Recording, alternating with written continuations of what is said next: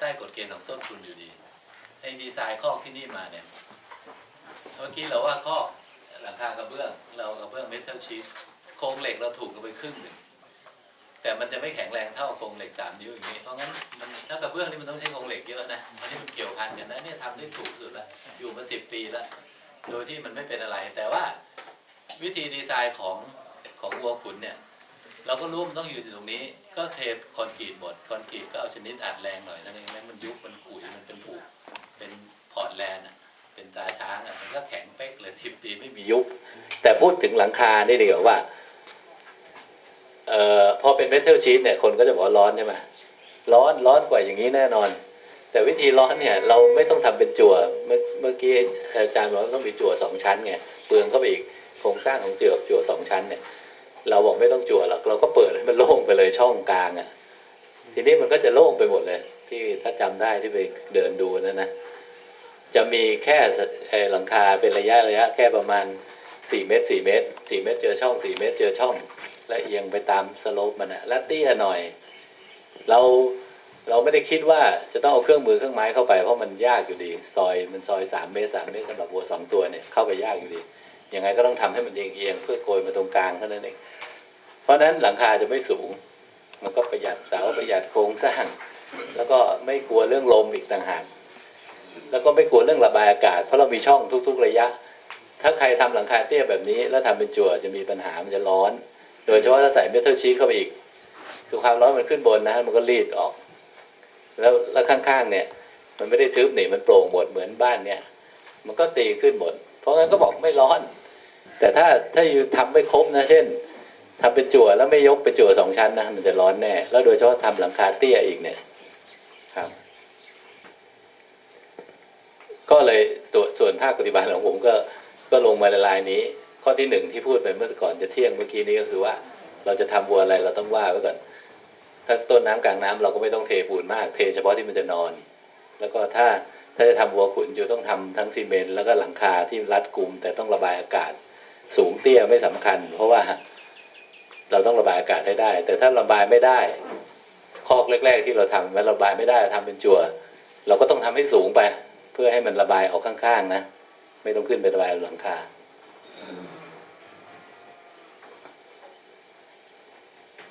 ก็ถึงตรงนี้เดี๋ยวจดของอาจารย์ไว้ตั้งแต่เช้าว่ามันเกี่ยวพันกันยังไงนะเมื่อกี้มีพูดถึงแบรนด์นิวซีแลนด์แบรนด์อะไรผมว่าแบรนด์เชียงใหม่เนี่ยขายได้ถ้าเราทำกลุ่มของเราเนี่ยนะท่องเที่ยวเนี่ยในระบบผลิตเป็นพรีเมียมเนี่ยเราเทิร์นฟาร์มเนี่ยเราขาย 95% อยู่ในเชียงใหม่นี่แหละแล้วถามว่าไปที่อื่นไหมยังไม่สามารถจะไปได้เพราะว่าเรายังไม่เป็นพรีเมียมที่แท้จริงก็คือได้ระดับคุณภาพที่อันดับต้นๆของเมืองไทยล่ะบอกให้แต่ว่ายังไม่สามารถจะเทียบรุ่นกับที่อาจารย์พูดถึงนิวซีแลนด์ออสเตรเลียหรือญี่ปุ่นได้เพราะนั้นการผลิตเขามีมากกว่าเราเยอะมีจำนวนมากและมีการพัฒนาสายพันธุ์ในมันสีเดียวกันหมดอ่ะของเรานี่ไม่มีฟาร์มไหนหรอกที่เป็นสีเดียวกันขนาดนี้มีก็เฉพาะในมหาลัยหรือในหน่วยราชการที่เขาไม่ได้เลี้ยงกันต่อเนื่องจนไม่ได้หมายความว่าขายออกมากอย่างเราอ่ะขายออกมันต้องเปลี่ยนทุกปีใช่ไหมวัวเนี่ยหน้าตาอะไรต่างๆมันก็ระบายออกเพราะนั้นในการทำแบรนด์ของเราเนี่ยอย่างน้อยเชียงใหม่อย่างเงี้ยเรื่องอากาศอย่างเงี้ยเราก็ได้เปรียบของเมืองไทยเรากันเองแล้วใครยกประเด็นเรื่องของอากาศที่อื่นคนเขตหนาวเนี่ยนะผมไม่รู้ว่าอาจารย์แชร์หน่อยว่าของนิวซีแลนด์เนี่ยมันก็ต้องหนาวกันครึ่งปีใช่ไหมเขาก็ไม่ได้มีอะไรกินครึ่งปีเลยนะต้องเตรียมที่จะเก็บไว้ครึ่งปีนะของเราเนี่ยทั้งปีนะมีสลับกันมาให้กินตลอดเวลาเลยแล้วก็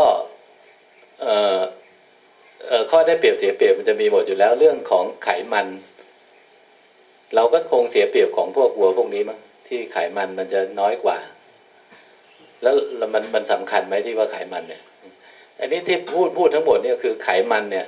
มันเป็นตัวที่เราถูกกำหนดมาจากต่างประเทศเพราะเขาทำได้ราคาสูงไอ้สิ่งที่เราคิด จนถึงสุดท้ายเนี่ยอาจจะไม่ใช่ต้องไขมันขนาดนั้นก็ได้ทั้งหมดเราก็ถึงให้มาเรียนรู้เท่านั้นเองว่าเราทำได้ผลิตแค่ไหนและตลาดอยู่ตรงไหนเราขีดเส้นตรงนั้นเลยซึ่งณเวลานี้เราก็ระดับเราเนี่ยนะผมอยากจะเห็นภาพที่ขึ้นไปไขมันระดับ 3-4 และสม่ำเสมออยู่ตรงนั้นให้ได้สักเกินกว่าครึ่งหนึ่งของจำนวนวัวทั้งหมดที่เราทำอยู่แค่นั้นพอละขนาดมันพอมากที่จะไปปฏิบัติก็ไม่รู้ว่าในทางปฏิบัติคนที่เลี้ยงวัวกันอยู่ปัจจุบันนี้มีความเห็นยังไงในเรื่องนี้ครับในเรื่องของระดับของไขมันแล้วก็ยี่ห้อของเชียงใหม่เนี่ยผลิตได้ไหมเนี่ยนี่คือยกประเด็นเรื่องนี้ขึ้นมาให้พูดนะถ้ายังนึกไม่ออกเดี๋ยวผมเลยไปก่อนข้อ2ที่จดเอาไว้นี่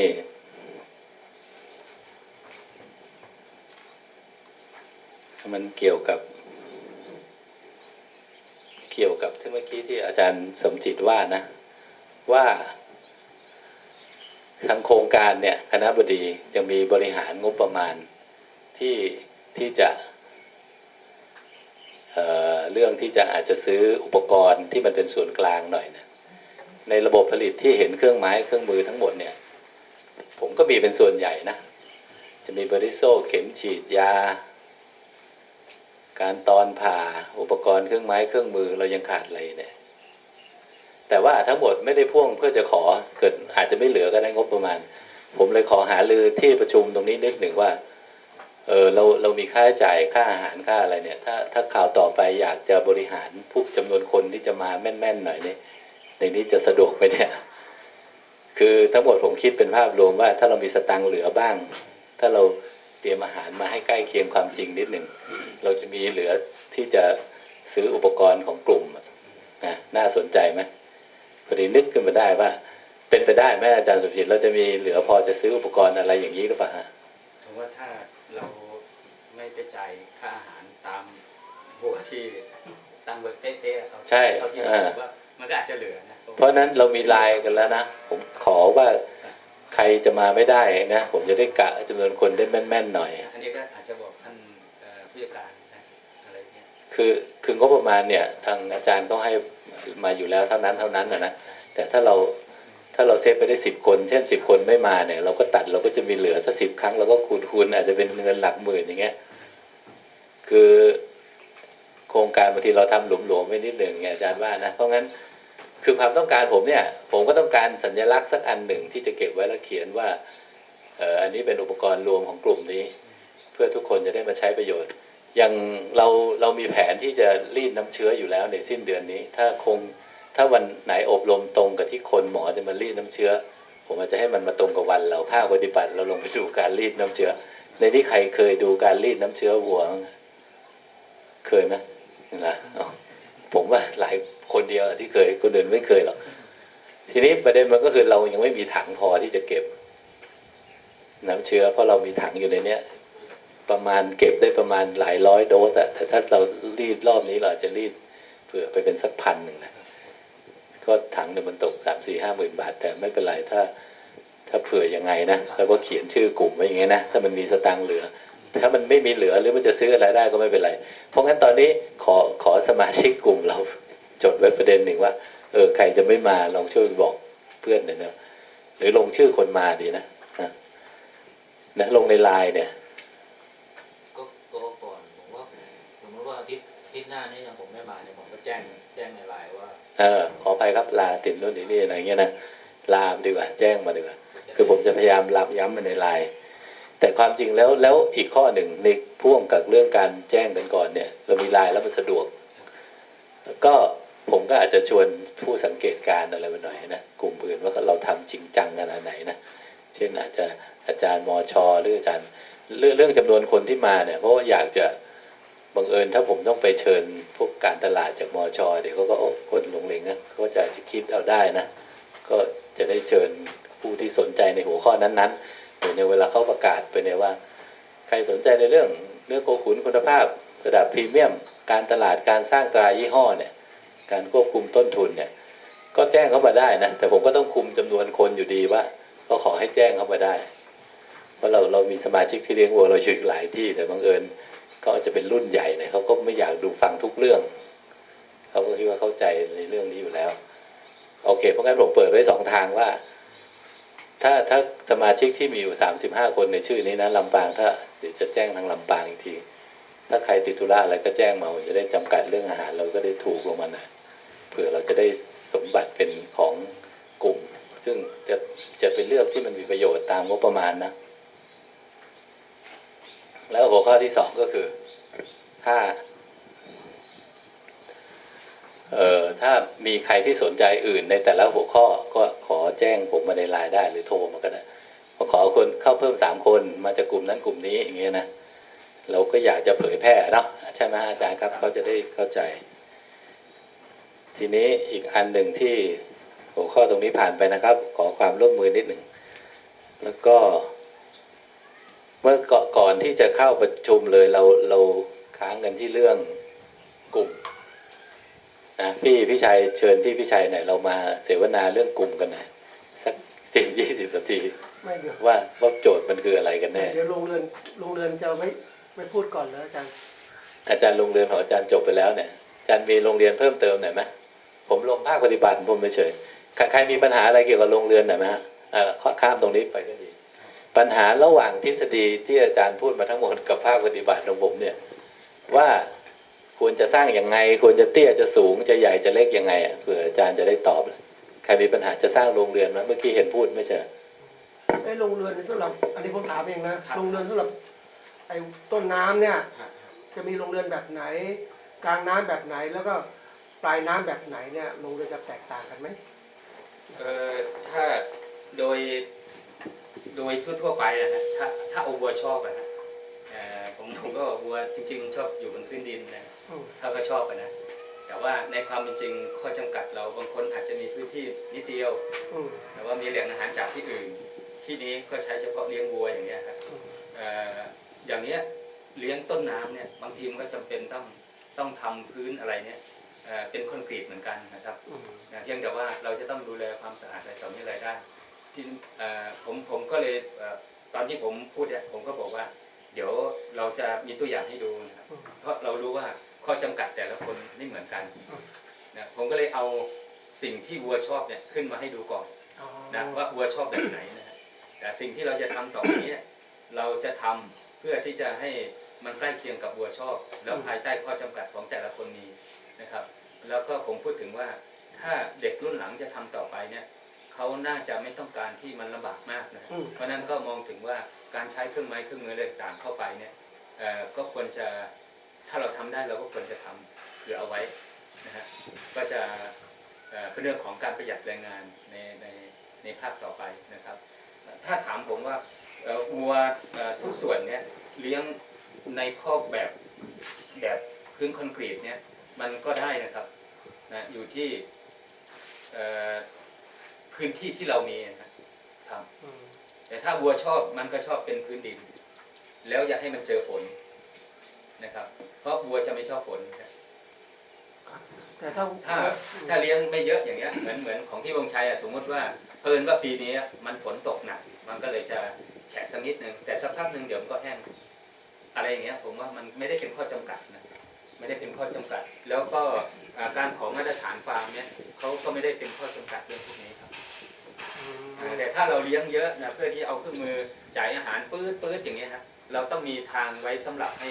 ลดนะให้เครื่องมือเนี่ยมันเข้าไปได้นะเหมือนฟาร์มที่เขาทำเป็นแบบอุตสาหกรรมนะไม่ว่าจะเป็นต้นน้ำกลางน้ำปลายน้ำเนี่ยลดเข้าได้อันนั้นมันสะดวกนะประหยัดแรงงานปกติใช้คนงาน 40-50 คนนะไอ้รถอันนี้คันเดียวเนี่ยมันทำงาน cover คน 40-50 คนอย่างเงี้ยอันนั้นก็พูดในมุมที่เราต้องการทำไปถึงไหนนะถ้าเป็นเกษตรกรเหมือนที่ผมไปดูเมื่อวานเนี่ยนะอย่างนี้เราก็ทำเป็นแบบอย่างที่เราเห็นเนี่ยก็โอเคบางคนก็ยังจะเราจะไปทำตามที่ผมว่ามันก็ไม่ได้หรอกนะก็เราก็ทำตามความเหมาะสมของเราที่ทำไงวัวเราจะให้ลูกได้ทุกปีนะวัวจะอยู่สุขสบายถ้าต้นน้ำเนี่ยก็คือได้ลูกวัวทุกปี ในอุดมคติใช่ไหมฮะ อืม ถึงแม้ว่าความเป็นจริงเนี่ยแต่ละพันธุ์มันเป็นไปไม่ได้หรอกที่จะได้ทุกปีนะมันก็จะห่างไปนิดนึงใช่ไหมฮะมันมีวัวไทยเลยที่เขาบอกว่าได้ลูกทุกปี อันนั้นก็ใกล้เคียงนะแต่ความเป็นจริงมันอาจจะเลยไปนิดนึงนะครับอะไรประมาณอย่างเงี้ย ครับแล้วมีการออกแบบโรงเรือนให้เหมาะกับบางคนในที่นี้อาจจะชอบเลี้ยงต้นน้ำ ครับครับ เลี้ยงกลางน้ำเลี้ยงปลายน้ำก็มีแบบพวกนี้ไหม มีครับ มีใช่ไหมครับ ครับครับ แล้วก็ ก็อย่างที่ผมฉายให้ดูมันก็จะมีส่วนที่กันแดดกันฝน แล้วก็ส่วนที่โล่งนะฮะ อืม ส่วนที่กันแดดกันฝนเนี่ยโดยพื้นที่ของเขาเนี่ยก็จะประมาณสัก2 เท่าของจำนวนของขนาดตัวมันเองนะครับสมมติว่าวัวตัวมันยาวแค่นี้กว้างแค่นี้เนี่ยก็เอา2 คูณเข้าไป นั่นคือพื้นที่ที่เป็นที่ร่ม ส่วนพื้นที่ที่อยู่ข้างนอกอีกเนี่ยก็จะประมาณรวมเบ็ดเสร็จแล้วก็จะประมาณสัก6-8 ตารางเมตรต่อตัวอะไรอย่างเงี้ยเราก็จะมีเกณฑ์เอาไว้นะครับ อ๋อ ประมาณนี้ครับ ครับ นะฮะแล้วถ้าเราไม่อยากให้วัวเราต้องไปอยู่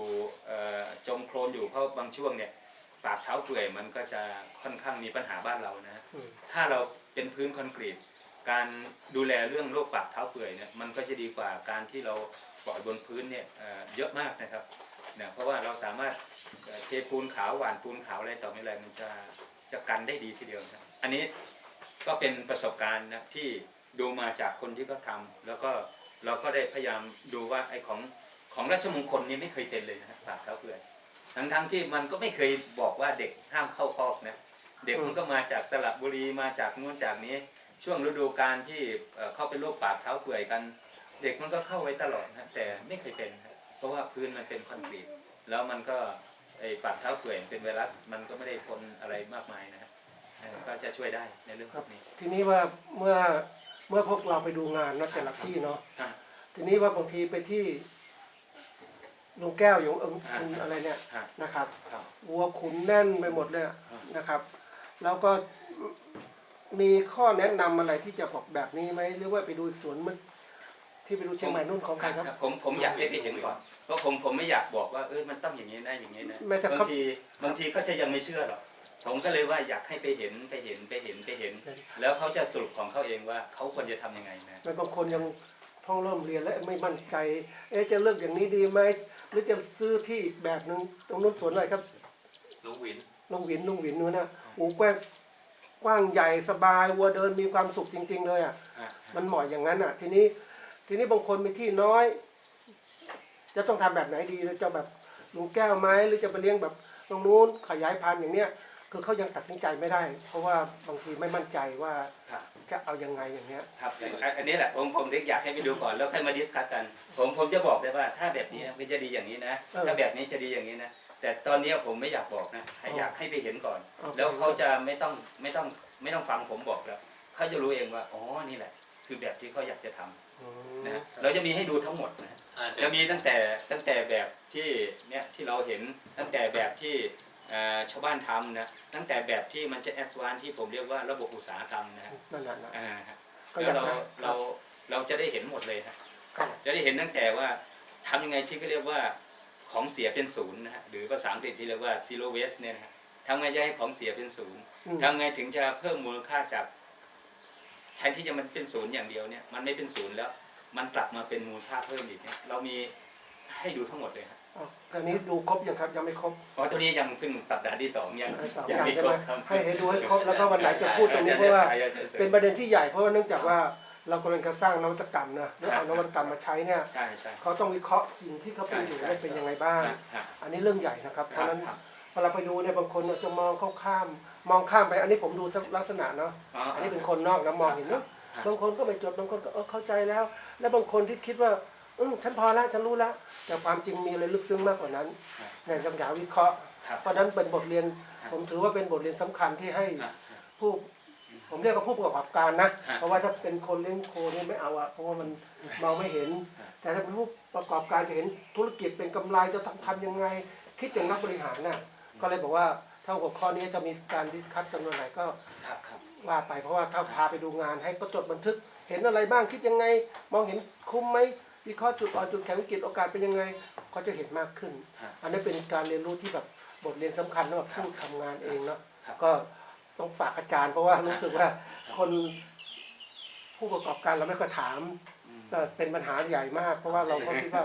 พี่เป็นตัวแทนผู้ประกอบการคนหนึ่ง ผม เห เป็นคน มือนที่พงษ์ชัยบอกว่าไอ้ค่าที่จะต้องคืนทุนเนี่ยผมบอกเด็กว่าเธอไปกู้เงินมานะ2 คนจบปุ๊บแต่งเมียเลยฮะเฮ้ยโทษทีแต่งงานกันเลยนะอย่าไปอยู่นานนะเสร็จแล้วก็ช่วยกันทำมาหากิน เงินที่ไหนก็เดี๋ยวถ้าคุณตั้งใจจริง ผมจะพาไปฝังตัวตรงเนี้ยแล้วเขาจะบอกเธอว่ากู้เงินเนี่ยกู้ยังไงนะแล้วเขาก็มีเครือข่ายที่ดีกับธกส.กับอะไรที่เขาใช้ก็เรียกอะไรใช้บริการกันอยู่เนี่ยฮะถ้าเกิดว่ามีความตั้งใจจริงเรามาแบบนี้รับรองคุณก็จะทำได้นะก็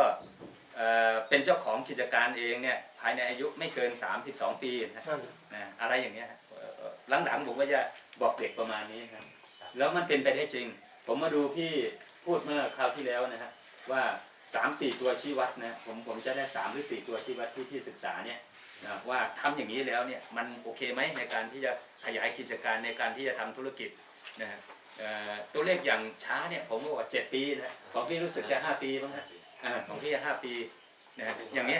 แสดงว่ามันมีความเป็นไปได้ถ้าเราทำตามเขาเรียกอะไรตามกรอบที่เราวางไว้นะอะไรอย่างเงี้ยเหมือนฟาร์มที่ผมจะพาพวกเราไปดูเนี่ยนะครับเขาก็เริ่มจากที่วัวกับควายนี่ก็ยังแยกไม่ออกว่าอันไหนคือวัวอันไหนคือควายอันนี้ก็อาจจะพูดเกินไปนะครับนะจนกระทั่งว่าอยู่มาวันหนึ่งอาชีพที่รับจ้างเขียนโปรแกรมคอมพิวเตอร์แล้วเนี่ยไม่เอาแล้วนะฮะมันหรูเกินไปนะสู้เอกชนไม่ได้นะบริษัทใหญ่ๆที่ก็ทำธุรกิจเรื่องการเขียนโปรแกรมคอมพิวเตอร์เนี่ยเขาทำเป็นรูปบริษัทเนี่ยเขาจะทำได้ดีกว่าเพราะนั้นถึงมาวันหนึ่งเนี่ยแกก็บอกว่าพอละนะก็มาจับในเรื่องของวัวจากการที่เห็นวัวชาวบ้านไปเลี้ยงในวัวของตัวเองนะไปเลี้ยงในสวนของตัวเอง แล้วอยู่ไม่นานนะเห็นขายได้กำไรอะไรประมาณนี้จากนั้นก็เริ่มสนใจแล้วก็เริ่มทำจริงจังแล้วก็จะเป็นคนที่ผมพูดถึงตัวอย่างคนหนึ่งให้ลูกศิษย์ผมฟังตลอดนะแล้วก็ผมได้ไอเดียหลายอย่างมาจากอาจารย์ท่านนี้นะก็จะ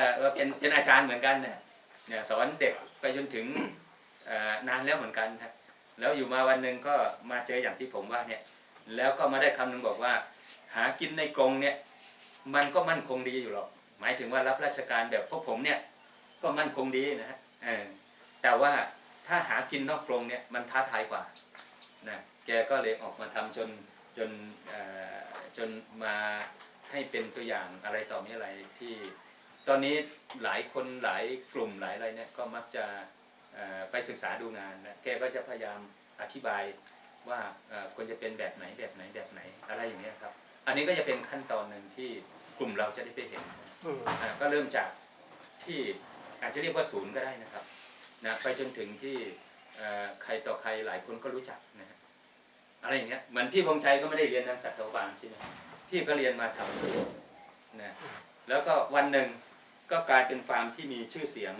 นะผมคิดว่าน่าจะเกือบที่สุดแล้วมั้งในภาคเหนือเนี่ยนะอาจจะที่สุดแล้วเนี่ยในภาคเหนือเนี่ยก็เริ่มมาก็น่าจะอาจจะเรียกว่าเป็นศูนย์เหมือนกันก็ได้นะจากองค์ความรู้แต่ว่าด้วยความที่มุมานะด้วยความที่ใจจะให้มันเป็นอาชีพมันก็ทำได้อะไรอย่างเงี้ยครับการเกษตรบางทีมันไม่มีคำตอบที่ตายตัวนะครับวันนี้ใช่พรุ่งนี้อาจจะไม่ใช่ก็เหมือนสมัยก่อนเรามีโทรศัพท์มือถือก็อันยังใหญ่ใช่ไหมฮะถัดมาก็มีโทรศัพท์บ้านที่มีอยู่บ้านมีเบอร์นี้แต่ว่าหลายคนอยู่ที่ไหนก็ได้นะฮะก็มีหลายโทรศัพท์แต่หมายเลขเดียวกันถัดมาก็เป็นแท็กลิงก์นะฮะถัดมาก็เป็นมือถืออันบางนะถัดมาก็เป็นมือถือด้วยเครื่องคิดเลขด้วยนาฬิกาด้วยถัดมาก็มี Google อยู่เพราะฉะนั้นการพัฒนาเนี่ยมันไม่มีที่สิ้นสุดนะเหมือนพวกเราเลี้ยงวัวเนี่ยวันนี้บอกว่าโอ้คุณภาพเราสุดยอดแล้วแต่ว่าอนาคตการเปลี่ยนแปลงของ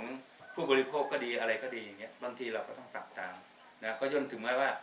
ของเราที่จะเป็นวัวพรีเมียมอะไรพวกนี้จริงๆคุณภาพก็ดีอยู่แล้วนะแต่ทำไมเราต้องมาบอกว่าพรีเมียมอีก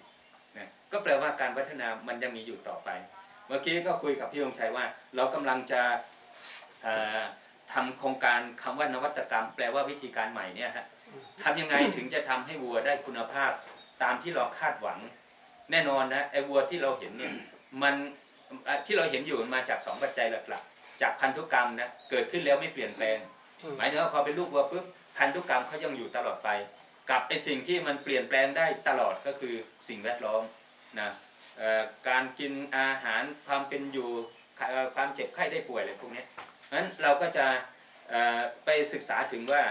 ยีนของวัวที่เราคาดหวังว่าจะเอาไปขุนเนี่ยเขามีรูปแบบไหนนะฮะถ้าเราสามารถที่จะรู้ว่าเขาเป็นแบบนี้เราก็จะทำนายได้ว่าการขุนถ้าเกิดเราจัดการเรื่องสิ่งแวดล้อมต่างๆซึ่งมันขึ้นอยู่กับคนเนี่ยเราทำได้เนี่ยมันก็จะได้เป็นวัวที่มีคุณภาพตามที่เราคาดหวังเลยอย่างนี้เป็นต้นนะครับก็จะพัฒนาไปเรื่อยๆประมาณอย่างนี้ครับงั้นอย่างพวกโรงเรือนพวกรูปแบบพวกอะไรต่อไม่อะไรผมก็ไม่สามารถที่จะบอกได้ตายตัวว่าคุณควรจะต้องทำแบบนี้นะแบบนี้นะเนี่ยบางทีก็จะบอกลำบากแต่ก็บอกว่าถ้าจะเลี้ยงเป็นพวกวัวแม่พันธุ์นะควรจะประมาณอย่างนี้ประมาณอย่างนี้ประมาณอย่างนี้นะหลักก็คือว่าให้วัวอยู่สุขสบายนะแล้วก็ถ้าเป็นวัวต้นน้ำทำไงถึงให้ช่วงชีวิตของแม่วัวเนี่ยให้ลูกได้มากที่สุดนะแล้ววัวจะให้ลูกได้มากที่สุดก็ต่อเมื่อวัวมีสุขภาพสมบูรณ์ผมไม่ได้บอกว่าแปลว่าวัวแม่พันธุ์นี่ต้องอ้วนนะแต่ผมบอกว่าวัวเนี่ยต้องมีสุขภาพสมบูรณ์นะสมัยก่อนผมเรียนเนี่ยทฤษฎีก็บอกว่าวัวอ้วนเนี่ยบางทีมันผสมไม่ค่อยติดแต่ความเป็นจริงวันนี้ผมก็เถียงนะว่าวัวอ้วนไม่ใช่อ้วนจนเกินไปเนี่ยนะไม่ได้มีปัญหาเรื่องการผสมนะอันนี้เราก็มีตัวอย่างแล้วก็พยายามจับคำถามที่มีการถกเถียงกันที่มีเอกสารเขียนไว้กันเนี่ยนะวันนี้ก็เลยกล้าพูดว่าอ้วนเนี่ยไม่ได้จำเป็นนะว่าจะต้องเป็นอุปสรรคในการผสมติดแต่ผอมเนี่ยฮะผอมมากๆเนี่ยเป็นแน่นอนนะกลับมาเป็นสัตว์ช้านะรังไข่รีบอะไรพวกนี้ฮะไอ้อย่างเงี้ยกล้าบอกได้ว่าถ้าผอมมากๆเนี่ยมันเป็นอุปสรรคแน่นอนอะไรประมาณอย่างเงี้ยครับ ขอเสริมนิดนึงคือยังไม่ต้องไปเป็นกังวลเรื่องของโรงเรียนนะครับอย่างของกรมปศุสัตว์เองเนี่ยเขาก็เคยเขียนแบบมาตรฐานของเขาไว้นะฮะแต่ว่ามาตรฐานของเขาเนี่ยของแต่ละที่นะของสำนักงานปศุสัตว์เนี่ยก็ไม่เหมือนกันสักที่แล้วแต่ช่วงจังหวะอะไรเนี่ยเพราะอะไรฮะเพราะว่าปัจจัยหนึ่งคือพื้นที่อุณหภูมิความชื้นอะไรเนี่ยมันไม่เหมือนกันดังนั้นเนี่ยเราก็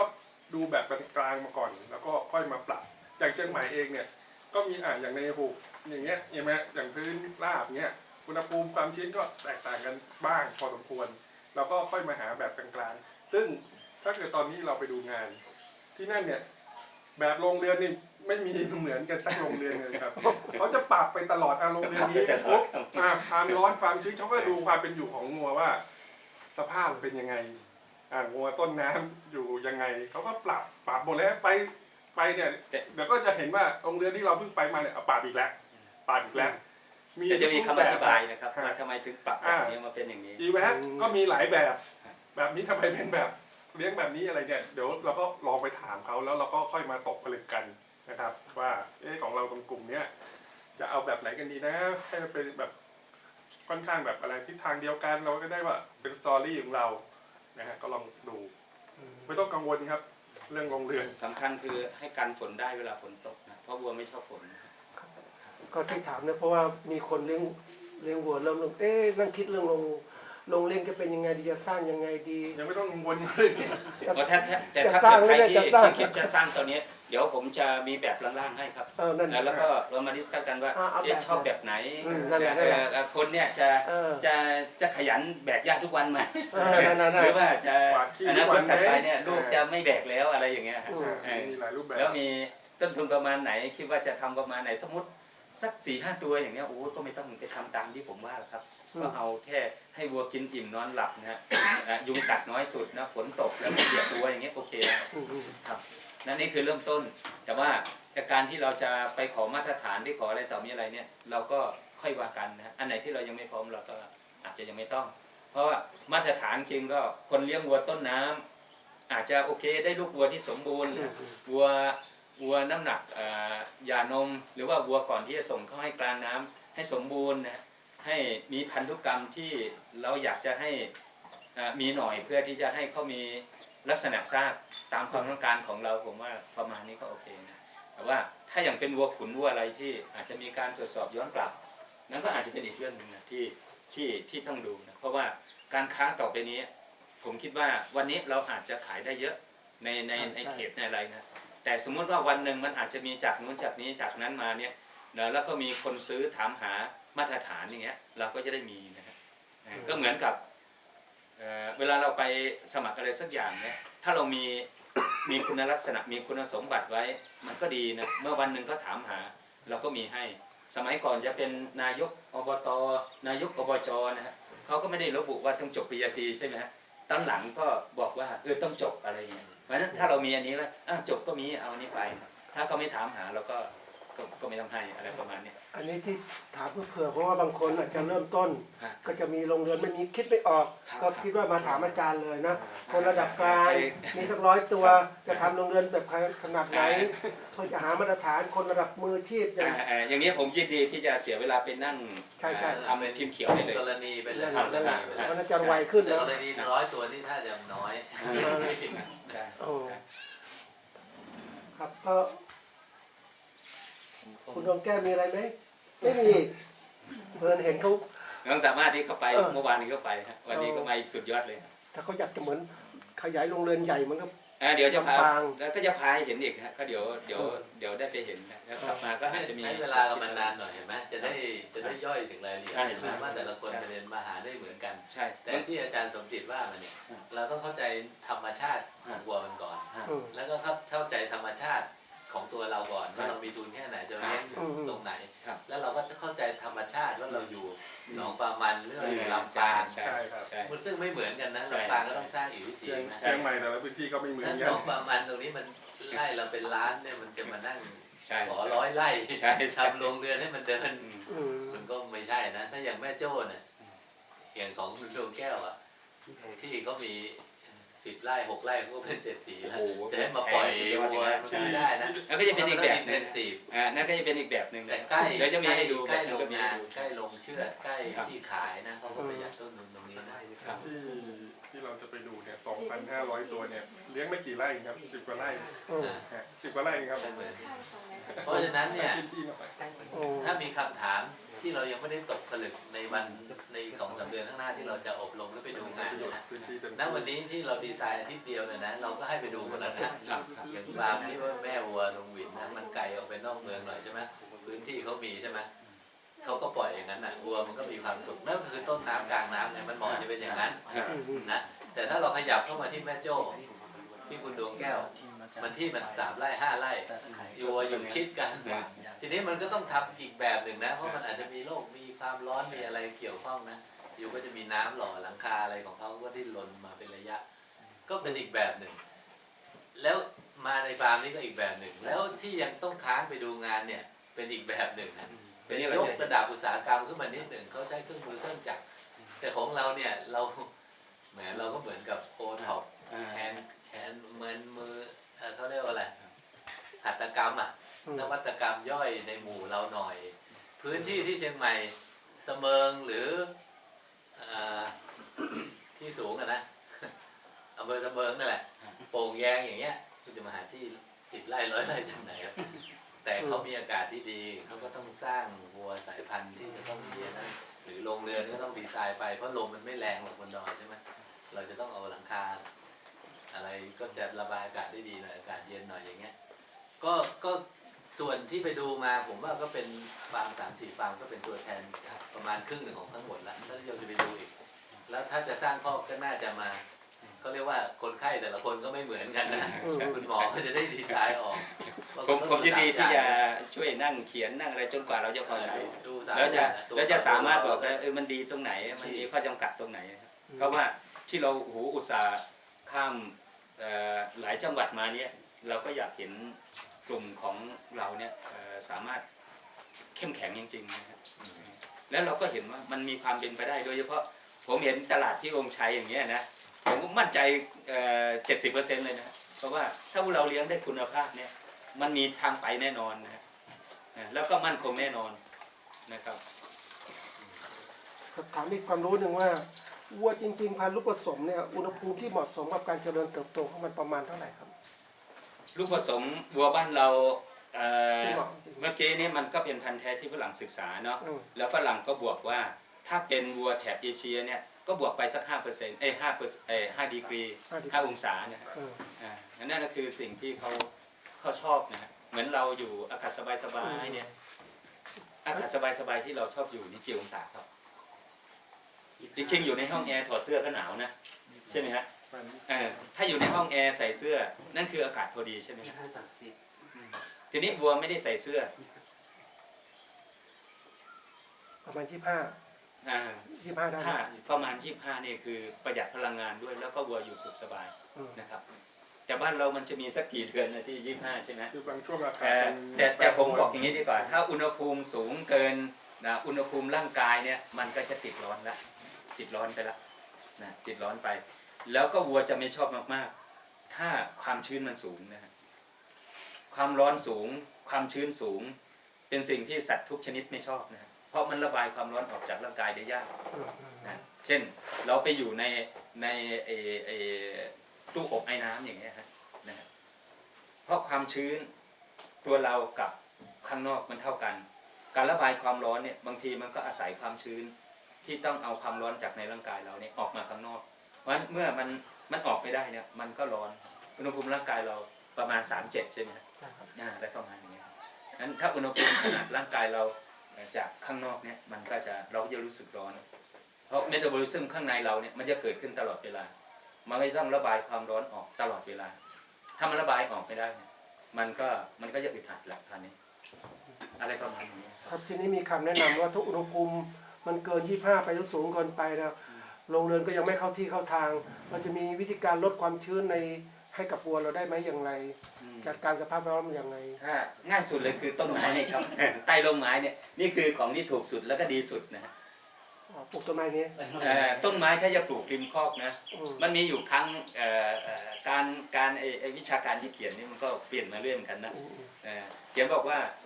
ข้างๆคอกนะมีต้นไม้มีอะไรต่อมีอะไรเพื่อจะบังลมฝรั่งจริงนะฮะเพราะลมฝรั่งนี่มันแรงมากนะเพราะฉะนั้นเวลาเราเห็นฟาร์ม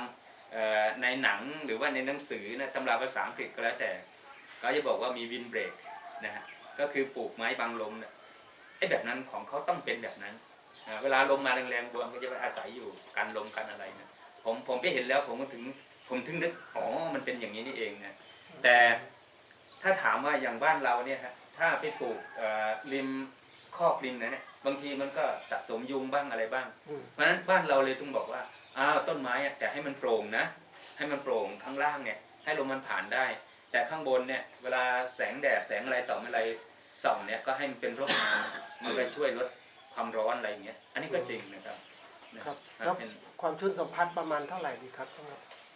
ความชื้นสัมผัสของวัวที่ชอบใช่ไหมฮะ อืม โอ้อันนี้ผมจำตัวเลขไม่ได้เดี๋ยวคราวหน้าผมเอามาตอบนะครับนะ เพราะว่าอันนี้ก็คือว่าบางที ใช่ นึก ใช่ ถึ ถู ง กต้อง ว่าคำแนะนำที่บอกว่าครับ แล้วของเราไม่ได้มีการบันทึกข้อมูลเนาะ ครับ ว่าเป็นยังไงเพราะฉะนั้นเกษตรกรผู้เลี้ยงวัวจะได้ดีก็มีการบันทึกข้อมูลไว้บ้างว่าช่วงนี้ฤดูนี้เป็นยังไงความชื้นเท่าไหร่อุณหภูมิเท่าไหร่เดือนไหนเป็นยังไงต้องหาทางต้องช่วย อาจารย์จำได้ไหมครับความชื้นสัมผัสเท่าไหร่ฮะ ลืมแล้วพี่เรียนมาหลายปีแล้ว แต่มีนะผมสอนเด็กอยู่นะแต่ผมจำไม่ได้เลย แต่ละหน้ามันไม่เหมือนกันอยู่ เวลาผมสอนเรื่องโรงเรียนเนี่ยผมจะต้องเอาวัวชอบอะไรนะวัวชอบอะไรก่อนเดี๋ยวผมขอติดไว้ก่อนนะขอบคุณมากเลยครับ เพราะว่า ตัวเลขนี้จะจำ ไอ้ ไป คอม อีก ฟอร์ นา ต น โซนเนี่ยมีบอกอยู่ เพราะวันนี้ก็คือว่า อาจารย์ช่วยผมหน่อยนะอาจารย์จำได้ไหมฮะนี่อาจารย์ก็จำไม่ได้ดังนั้นแสดงว่าผมปกตินะผมจำไม่ได้ ถามหลวงปู่ว่า เอาไปมาแห้งไว้ก่อน พี่แชมป์จบใหม่อ่ะจำได้ไหม ได้แล้ว ถามคนจบใหม่นี่แหละ ก็เผื่อไว้ 10หรือเปล่าครับอาจารย์ เอาจะมาถามผมถามน้องแชมป์ อันนี้ผมก็ไม่มั่นใจเหมือนกันครับ จะให้เดาก็ประมาณนั้น แล้วก็ แต่เดี๋ยวจะเอามาบอกนะครับ อันนี้ถ้าเกษตรกรได้บันทึกไว้บ้าง แล้วก็จัดการสภาพแวดล้อมให้วัวตัวเองให้บรรยากาศแบบนี้มันเจริญเติบโตได้ดี เล้าไก่เล้าวัวที่เลี้ยงอุตสาหกรรมจะต้องมี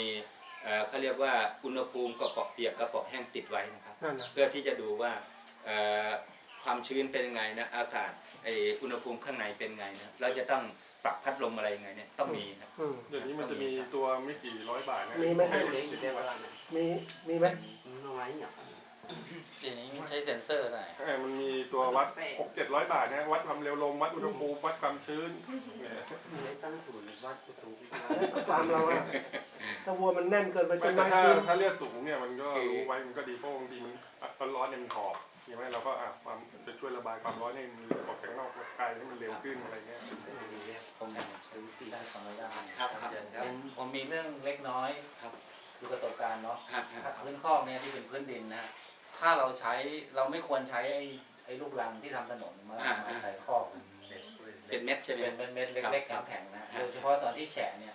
มีปัญหาอย่างยิ่งเลยกับพื้นเท้าน่าจะเป็นพื้นดินมากกว่า ตะปุ่มตะปำ ตะปูตะปำก้าวลงไปนี่ปั๊บเลย ครับนี่คนประสบการณ์ตรงถ้าอาจารย์ก็เลี้ยงวัวเป็นอาชีพด้วยเสริมใช่ไหมฮะ อันนี้คือประสบการณ์จากทำงานราชการเนี่ยครับเคยดูแลวัวเวลา ปัญหาคือที่ข้อแล้วศึกษายาก เนี่ยมันมีเกล็ดเล็กเกล็ดน้อยนี่เยอะใช่ที่เป็นเม็ดหินเม็ดอะไรเด็กก็ไปใน ต้นไม้นะครับก็ปลูกต้นไม้ที่มันค่อนข้างเหนียวแน่นหน่อยนะครับไปปลูกข้างคอกนี่ เดี๋ยวลมพัดลมใช่ไหม ต้องทำคอกใหม่นะครับ ประมาณ ที่ นี้ พูดถึงต้นไม้เนี่ยเพื่อจะให้รู้ว่านั่นแหละคือวิถีที่มันเป็นเดิมๆสมัยเราเลี้ยงวัวกันเราไม่ต้องมีข้อไม่มีอะไร ใช่ แต่ยุคใหม่นี่เรากำลังจะอยู่ตรงกลางระหว่างทำเป็นอาชีพ เพราะงั้นมันจะต้องมีจำนวนมากกว่าที่จะอยู่ใต้ต้นไม้ เราไป10 ตัวเราจูงเข้าจูงออกเราก็หมดวันแล้วนะใช่เลย คือถ้าเลี้ยงประมาณ ไซส์ ของ แต่ที่อาจารย์พูดหมายความว่าอากาศนั่นแหละมันเหมาะตรงนั้นที่สุดแล้ว มันจะเป็นตรงนั้นต้นไม้เนี่ยวินเบกเนี่ยของผมเนี่ยเจอกับตัวเองช่วงเมษา ใช่ไหมฮะ พายุหมุนเข้า แล้วไม่มีต้นไม้ ยกไปทั้งหลังคาเลยครับ นี่ก็ตัวอย่างที่ดีนะฮะ ยกไปหมดเลย คือ นะ ออกมาแล้วใช่ไหมฮะ ก็เลยถ้ามันมีไว้บ้างนะผมว่าอย่างพวกยูคาอะไรเงี้ยปลูกไว้ใหญ่ขึ้นมาตัดใช้ประโยชน์ได้ผมว่ามันดี เนี่ยที่มาอย่างเนี้ยมันก็จะได้ประสบการณ์ตรงของแต่ละคนอย่างนี้วิทยากรก็อาจจะไม่ได้เลี้ยงวัวเองนะถ้ามาเลี้ยงวัวเนี่ยผมอาจจะสู้อาจจะสู้พวกเราไม่ได้นะครับก็เลยมีคำถามจากเกษตรกรว่าโอ้ยอาจารย์ดีแต่พูดอาจารย์ทำได้ไหมเป็นที่มาว่าอาจารย์ปรารถนาทำไมถึงมีฟาร์มของตัวเองนะครับ อาจารย์ปรารถนาที่ถ้าคนที่เรียนเกษตรทางสัตวบาลนี่ก็อาจจะได้ยินชื่อท่านบ่อยๆนี่นะครับก็ผมก็เลี้ยงเพราะว่าผมไปอบรมเกษตรกรก็ชอบถามผมว่าอาจารย์ดีแต่มาสอนพวกเขาเนี่ยอาจารย์ทำได้ไหม แต่ผมชอบนะอาจารย์ให้เป็นสอนอย่างเดียวนะคู่แข่งมันจะได้น้อยลงไปหน่อย อาจารย์มาทำแข่งให้ยุ่งเลย คืออาจารย์เนี่ยศักยภาพทำแข่งเนี่ยน่าจะไม่มีหรอกครับ เพราะว่ามันนู้นนี้นั้น เวลา ผมเลี้ยงวัวนมนะผมก็ทำอะไรดีผมก็เลี้ยงวัวนมนะเพื่อนผมหัวเราะกราฟเลยแบบไอ้น้องนะไอ้รุ่นน้องก็สงสารผมว่าบอกแฟนเขาเป็นเพื่อนสนิทผมบอกเนี่ยพี่ไปบอกแกหน่อยนะสงสารแกจะเอาเวลาที่ไหนนะเพื่อนผมก็บอกว่าไอ้พวกนี้อย่าไปบอกมันก็ไม่เชื่อหรอกปล่อยให้มันเจอเองแหละเดี๋ยวมันก็เชื่อ มันก็จริงแหละครับ เชื่อแล้วมันยังเกลียดเราอีกไปบอกว่าขัดขวางทางดี ไม่ได้ครับเวลาไหนครับ8 โมงก็ต้องไปทำงาน5 โมงก็เลิกงานแล้วเวลาไหนไปเลี้ยงวัวแล้วไม่ได้ เพราะฉะนั้นคนเราเนี่ยทำหลายอาชีพได้ แต่เป็นเน้นหนักหนึ่งอาชีพดีๆเพราะฉะนั้นอาจารย์ก็จงเป็นอาจารย์ ครับ ใช่ครับ เป็นที่พึ่งของเราไป แต่ว่าเวลาถ้าเราไม่ทำเลยเราจะไม่รู้นะครับ เหมือนก้อนหินเข้าไปยัดในเล็บวัวอย่างเงี้ วัวย นะครับ เล็บวัวก็มันเป็นแผลนะแต่มันมีเหมือนเสี้ยนปักในเล็บเราอะนิดเดียวนะฮะมันก็รู้สึกเจ็บรู้สึกรำคาญอยู่นั่นแหละเหมือนกันเมื่อกี้ยังคุยกับพี่พงษ์ชัยว่าแฟนผมนะเขาก็สอนอาหารสัตว์วันดีคืนดีผมก็ไปประมูลไอ้พวก waste product ทั้งหลายแหล่เนี่ยส่งโรงงานนะแฟนผมก็เอาไอ้เนี้ยใส่รถ10 ล้อนะไปส่งโรงงานก็ไปตรวจเจอว่ามันมีแมลงอยู่นะมีมอดไอ้มอดกับพวกคาร์โบไฮเดรตของผู้กันอยู่แล้วใช่ไหมรีเจ็คนะโดยรีเจ็คก็คือโรงงานเขาก็ไม่รับเพราะว่ามันตรวจเจอมอดทีนี้ถ้าเราไม่ทำเนี่ยเราก็จะไม่รู้ว่าไอ้อย่างเงี้ยมันก็เป็นปัญหาใหญ่ทีเดียวนะสำหรับการผลิตเชิงการค้าเราก็จะได้ไปสอนเด็กถูกอะไรพวกนี้อันนั้นคือข้อดีของอาจารย์ทำแล้วก็เอาไปสอนเด็กนะ แต่ไม่ใช่อาจารย์ไม่สอนนะไปเลี้ยงวัวตัวเองเนี่ยผมว่าไม่ถูกเรื่องเหมือนกันนะครับ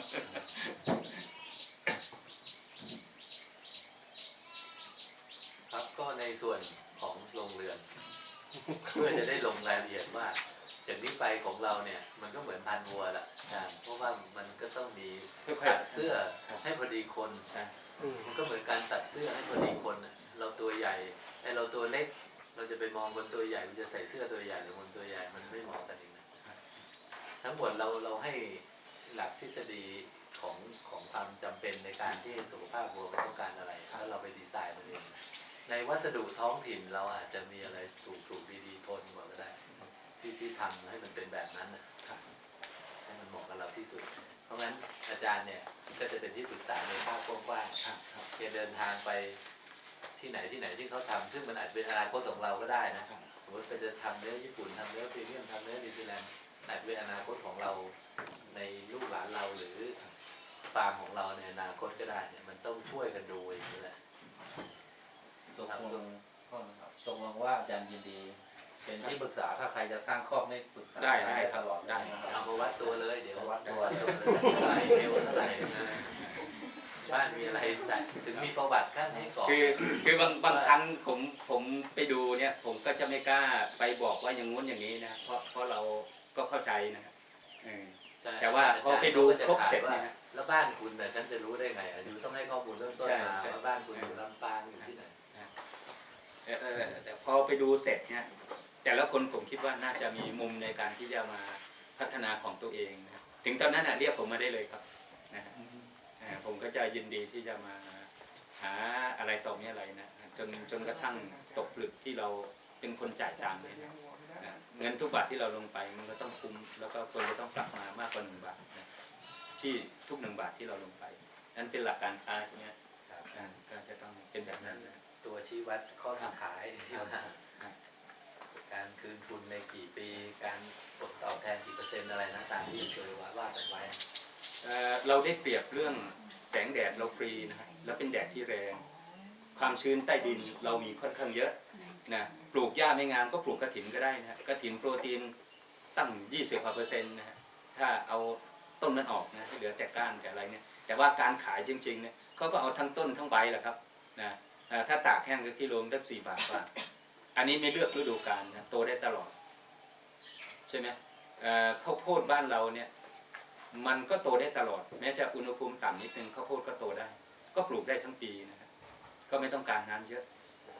ถ้าเกิดอยากปลูกครั้งเดียวตลอดนะก็ย่าเนเปียเนี่ยก็ปลูกครั้งเดียวทฤษฎีบอกว่า 4-5 ปีเปลี่ยนครั้งนึงผมก็ไม่เชื่ออีกนะนี่ผมพิสูจน์มาด้วยตัวเองแล้วว่า20 ปีก็ไม่มีปัญหาไม่ต้องปลูกใหม่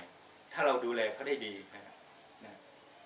ย่าเนเปียเนี่ยนะเพราะมันก็จะมี ผมเนี่ย30 ปีแล้วเนี่ย ใช่ไหมฮะ ไม่ทันเนี่ย ในตำราสมัยก่อนลูกผมเรียนเนี่ยครูก็จะสอนว่าทุก 4-5 ปีเราก็ควรจะเปลี่ยนเมื่อก่อนผมเรียนอาจารย์ก็สอนว่าดินที่ไม่ดีเราเอาไปทำปศุสัตว์ทุกวันนี้มันพิสูจน์ได้หมดว่าไม่ใช่อย่างนั้นเพราะถ้าดินไม่ดีพืชอาหารสัตว์มันจะงามได้ไงใช่ไหมฮะพืชอาหารสัตว์ไม่งามธาตุอาหารไม่สมบูรณ์แล้วมันจะเป็นอาหารที่สมบูรณ์ให้กับตัวสัตว์ได้ยังไงอย่างเงี้ยมันก็จะต่อเนื่องกันไปแต่ถ้าบอกว่าเอาเลี้ยงเฉยๆแล้วอาหารที่อื่นอันนั้นก็เป็นข้อยกเว้นไป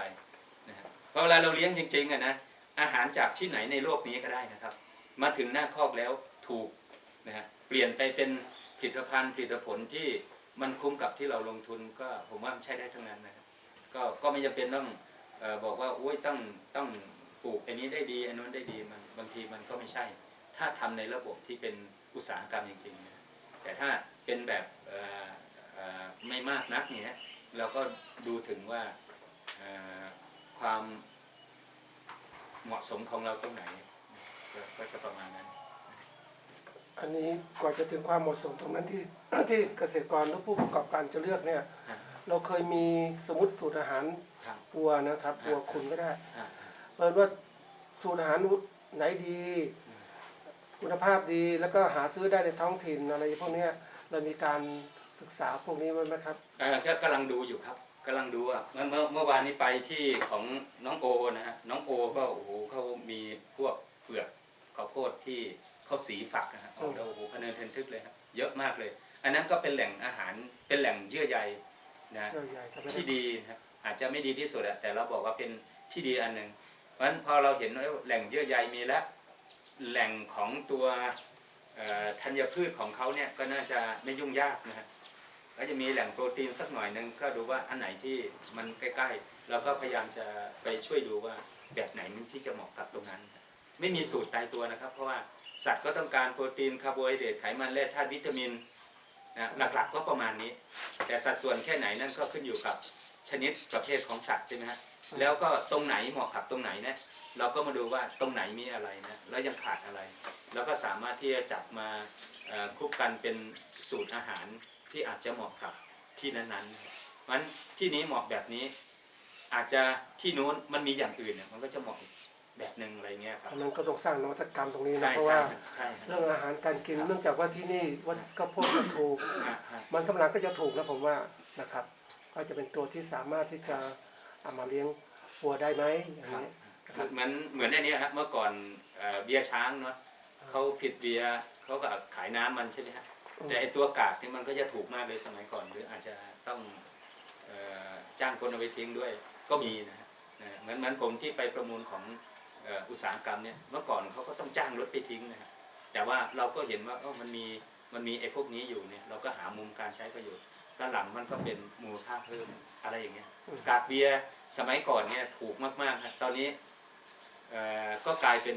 ของที่ไม่พอจำหน่ายแล้วอะไรอย่างเงี้ยครับมันเหมาะตรงไหนแล้วก็เอาตรงนั้นนะถ้าในอุดมคติก็คือว่าคนเลี้ยงวัวต้นน้ำเลี้ยงวัวกลางน้ำหรือปลายน้ำอะไรก็แล้วแต่นะอยู่ใกล้แหล่งอุตสาหกรรมที่มันเป็นแหล่งคาร์โบไฮเดรตตรงไหนแหล่งโปรตีนตรงไหนนะผมว่าถ้าอยู่ใกล้ๆตรงนั้นเนี่ยก็จะได้เปรียบนะเพราะว่ามันจะเป็นแหล่งอาหารที่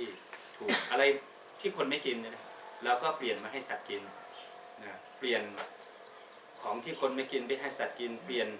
เนื้อของสัตว์มาเป็นอาหารคนอะไรเงี้ยก็จะหมุนไปอย่างนี้ครับ ขอเสริมนะก็ขอฝากไว้นะว่าฟาร์มไหนอยู่ใกล้กับแหล่งที่มีวัสดุเหลือใช้เนี่ยต้องรีบไปนะครับจองไว้เพราะว่าอะไร ตั้งไว้ ไม่ใช่เราอย่างเดียววันนี้มีงัวนมมีเดี๋ยวมีนู่นนี่นั่นพวกเลี้ยงสัตว์เนี่ยเขาก็จ้องกันนะครับเพราะว่ามันหายากขึ้นทุกทีนะครับทางนี้มีอะไรมีข้าวโพดมีของโครงการหลวงอะไรบ้างนะที่เวลาเขาแปรรูปอะไรเงี้ยก็สามารถใช้ได้หมดเลยครับต้องรีบไปสำรวจเอาไว้จองเอาไว้ก่อนแล้วก็ถ้าเกิดอยากจะให้พวกอาจารย์ก็มาทดลองว่าเอาไปใช้แล้วมันได้เกิดประโยชน์ยังไงอะไรเงี้ยก็ต้องรีบนิดนึง จริงๆเชียงใหม่เนี่ยมีเยอะเลยโรงงานอาหารกระป๋องโรงงาน ครับโครงการหลวง อย่างเงี้ยครับ ข้าวโพดที่ โอ้ถ้าอย่างนี้เนี่ย ออกไป ดีมากเลยครับ แต่ว่างัวนมก็ยังไม่เกือบหมดเลย ใน นะ โรงงานซุปข้าวโพดเนี่ยตัดส่วนไม่เดียวไปนั่นเยอะแต่ โอ้นั่นน่ะสุดยอดเลยครับ จะอาไป ตัวนั้ ให้ น กับ นะ สัตว์มันนะ เวอร์ชันฟู้ดอะไรเนี่ยก็ใช้ได้หมด คือ นะ ของเราวัวเนื้อมันเป็นรายย่อย แล้วมันกระจายไปเล็กๆเนี่ยแล้วพวกวัวนมที่เขาเป็นกลุ่มเป็นก้อนเขาก็เหมากันเป็นกลุ่ม พวกปลูกถั่วเหลื จะ อง ได้เปรียบกว่า ถั่วเหลืองก็มีใช่ไหม นี่เราก็มอง เราก็ถึงเชิญคุณโอลำปางมาเนี่ยของเขาจะมีเวสต์มากมายส่วนทิ้งซึ่งอาจจะเลี้ยงต้นน้ำกลางน้ำที่นู่นพวกอยู่ไกลใกล้เชียงใหม่มันต้องเน้นอาหารคุณค่าสูงอยู่แล้ว ก็เน้นเป็นอาหารเม็ดไป อันนี้ดีไซน์ออกมาเลย แล้วตอนนี้มันก็จะเห็นกลุ่มอาชีพที่อยู่ในห่วงโซ่การผลิตของเราใช่ไหมเหมือนน้องคนเมื่อกี้ที่ออกไปก่อนเขาก็จะไปรีบไปทำข้าวโพดหมักอะไรหมักของเขาไปก่อนไม่แน่ใจนะนี่ข้าวโพดนี่ก็เป็นแบบนี้นะสมัยก่อนเราผลิตข้าวโพดเพื่อที่จะขายเมล็ดแห้งถูกไหมฮะวันนี้หลายคนภาคกลางเนี่ยผลิตข้าวโพดเพื่อที่จะตัดข้าวโพดทั้งฝักมาหมักแล้วก็ขายให้กับเกษตรกรผู้เลี้ยงวัวนมวัวเนื้ออาชีพเปลี่ยนไปเยอะนะฮะแล้ววันนี้เราไปตามถนนหนทางเนี่ยจะเห็นรถตัดข้าวโพดแล้วก็ช็อปใส่ถุงวางเรียงเต็มไปหมดเลยนะก็มันก็เกิดอาชีพใหม่ขึ้นมานะฮะก็ถือว่าถ้าเป็นหญ้าหมักข้าวโพดเนาะเขาก็ถือว่าเป็นหญ้าหมักที่คุณภาพดีนะในโลกนี้ก็ยอมรับกันว่าไอ้ข้าวโพดไซเลจจากข้าวโพดนะก็คือไซเลจที่มีคุณภาพดีเช่นอาจารย์ที่สอนทางด้านอาหารเนี่ยมันก็จะประมาณนี้นะของต่างประเทศมันทำไมต้องไปทำอะไรรีบทำอะไรทิ้งไว้นะเพราะคำถามหนึ่งที่เราต้องถามก่อนเลี้ยงสัตว์ก็คือว่ามีช่วงฤดูฝนเนี่ยกี่เดือนเนี่ยช่วงแล้งกี่เดือนอย่างเงี้ยเพราะก็ต้องคำนวณว่าอาหารจะขาดเท่าไหร่เขาต้องรีบเก็บไว้เท่าไหร่ประมาณอย่างเงี้ยครับ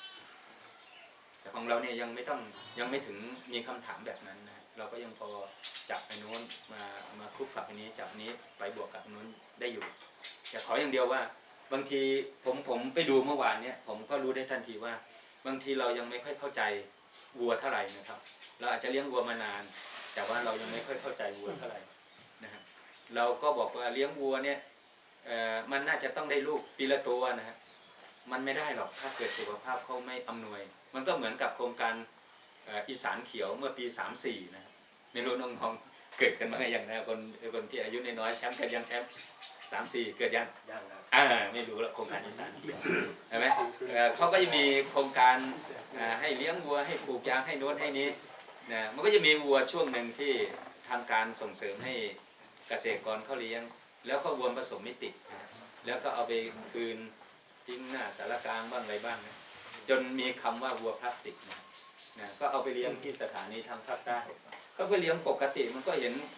เป็นสัตว์ออกลูกออกอะไรตามปกตินี่บางทีทางการเราไปส่งเสริมเราพูดแต่มุมในแง่ดีไงพูดแต่เรื่องดีแต่มุมที่จะเป็นข้อจำกัดเราอาจจะไม่ได้ย้ำให้เกษตรกรเขาเข้าใจมันไปเลี้ยงวัวที่ระดับเลือดที่มันไม่ใช่พื้นเมืองอย่างนี้ครับบราหมันเองมันก็เลี้ยงยากนะฮะโดยตัวของมันเป็นวัวตัวใหญ่ถ้าให้ไปกินน้อยๆเหมือนวัวพื้นเมืองเนี่ยมันก็ได้พอมีชีวิตอยู่ไอ้จะมาสร้างผลผลิตมาเป็นสัตว์ปกติผสมติดปกตินะออกลูกออกหลานได้ปกติมันก็ยากนะมันก็แปลเป็นวัวพลาสติกใช่ไหมฮะที่เราอาจจะเคยได้ยินนี่ครับก็คือวัวไม่มีลูกนะครับวัวพลาสติกโครงการนั้นก็เลยล้มเหลวเราเคยมีที่ว่าถึงสั่งข้าวโพดหมักเนี่ยเราทำมันกันครับ สั่งหมักใช่ไหมครับใช่ครับต้นข้าวโพดที่เก็บอย่างอื่นไปแล้วเนี่ยบางคนก็ปลูก ทำมาเยอะนะเหมือนนี่ก็ ปัจจุ เป็น บันนี้ก็ใช้อยู่ อันนี้ก็ คือ ใช้อยู่ ต้นข้าวโพดครับไม่ใช่สั่งต้นมันนะหลังจากเก็บข้าวโพดหวานส่งโรงงานแล้ว ที่นี่ก็หมักได้แล้ว ใช่ไหมครับ ทำได้ เนี่ยอาจารย์มีประสบการณ์ทำซังหมักยูเรียเนี่ย ทำไอ้เปลือกข้าวโพดที่เขาเก็บกับแก่นะครับถ้าไปหมักยูเรียโอเคอยู่ครับแต่ทีนี้มันมีปัญหานิดหนึ่งตรงขั้วมันอ่ะมันแข็งถ้าสามารถตัดออกได้ก็ดีถ้าไม่ตัดจะบวกกินเข้าไปมัน แข็งไม่ย่อย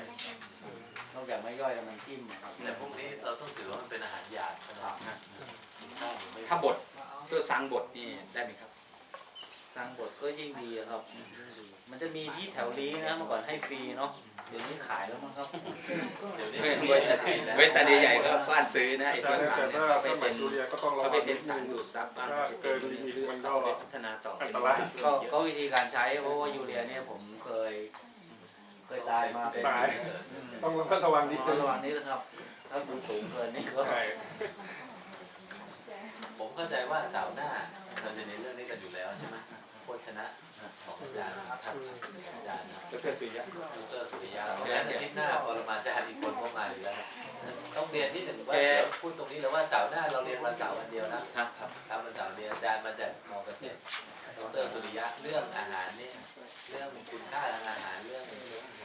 อะไรสารอาหารในทั้งหลายเหล่านี้ถ้าใครเตรียมตัวอ่านแล้วก็เตรียมคำถามมาได้เราสงสัยนะเกิดบ้านเราอยู่ใกล้โรงงานใกล้อะไรเนี่ยเราไม่รู้เนี่ยเราจองก็ไม่ได้ต้องมาถามอาจารย์ อาจารย์สุริยะแกจะเป็นคนที่เป็นคนชอบเรียนชอบศึกษาแล้วก็ทำเองด้วยนะครับเพราะนั้นก็ไม่ได้ ไม่ได้ได้วันเดียวได้ กลับบ้านแล้วมีอะไรแปลก อาทิตย์ก็อาทิตย์หน้าเราวันเสาร์วัน ๆมาจากภาคกลางเขาจะมีการ บางทีต้องมีภาระมีอะไรเงี้ยเราก็พยายามให้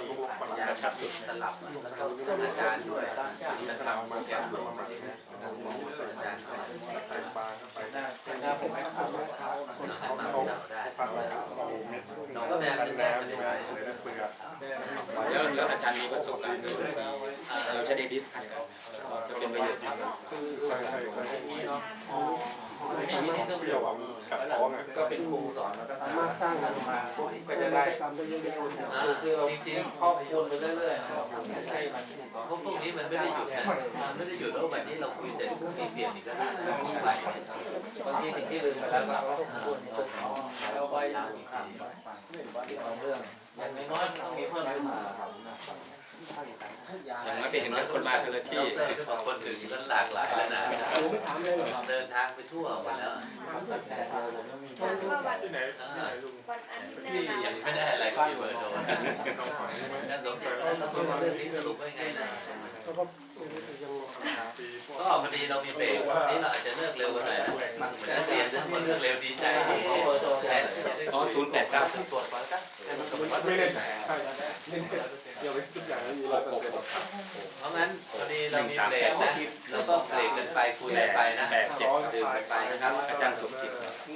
สอุมาสมจออีตอน หัวข้อต่อมาถ้าผมข้ามไปก่อนนะ ถ้าใครจะกลับมาลงเรือไปก็ได้นะ เราเรือ สนใจว่าเมื่อกี้พูดถึงว่าวัวดื้อเกี่ยวกับสายพันธุ์ 134 จริงจริงๆบางใครมีความรู้เรื่องนี้มางวัวดื้อสายพันธุ์วัวเป็นตัวกำหนดความดื้อของวัว อันนี้ผมยืนยันได้ฮะใช่ฮะผมยกตัวอย่างนี้นะแต่บางครั้งมันก็อาจจะเชื่องนะโดยถ้าเราสอนเด็กเราก็จะสอนรวมๆว่าวัวทางแถบเอเชียเรานะมันเปรี้ยววัวถ้าทางแถบตัวปุ่นเขตหนาวเนี่ยมันจะเชื่องอันนี้ภาพรวมๆวัวเขตหนาวก็จะมีทั้งวัวฝั่งอังกฤษแล้วก็วัวมันพื้นแผ่นดินใหญ่นะถ้าไปเทียบไป2อันนี้เราก็บอกฝั่งอังกฤษเนี่ยมันก็จะเชื่องกว่าอะไรอย่างเงี้ยแต่ว่าขาวดำเนี่ยถ้าวัวตัวผู้ขาวดำไม่ตอนนะโอ้เนี่ยฮะเห็นไหมจะตรงกันนะไปถามมาหมดแล้วครับ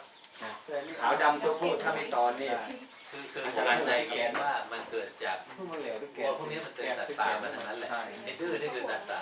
วัวไหนที่มันมาจากป่าเยอะๆแล้วก็พัฒนาไม่นานมันจะมีก็เหมือนพันธุ์หมาพันธุ์อะไรพวกนั้นมันต่างกันที่สายพันธุ์อยู่แล้ว แต่เมื่อเวลาผ่านไปนานๆเนี่ยมันอยู่กับคนนานอยู่แล้วผมว่าปัจจัยคนเลี้ยงเนี่ยทำให้มันดื้อมากไม่ดื้อมาก อันนี้ก็ หลังๆนี่ปัจจัยการเลี้ยงเนี่ยบางบ้านก็อยู่ใกล้ชิดกันเนี่ยอยู่ต่าง ผมว่าการเลี้ยงดูมากกว่า เดี๋ยวนี้มัน ง่าม าย ก ๆ ขึ้น นะ นะ ถ้าแม่วัวเชื่องลูกก็จะเชื่องตามอาหารไม่กันนะเพราะว่าแม่เราแก้แม่วัวเล่นกับเจ้าของ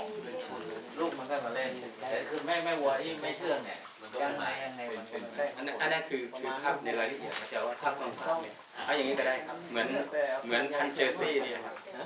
ผมเรียนในหนังสือนะผมก็ไม่เคยเห็นฝูงเจอร์ซี่ใหญ่ๆผมว่าพอ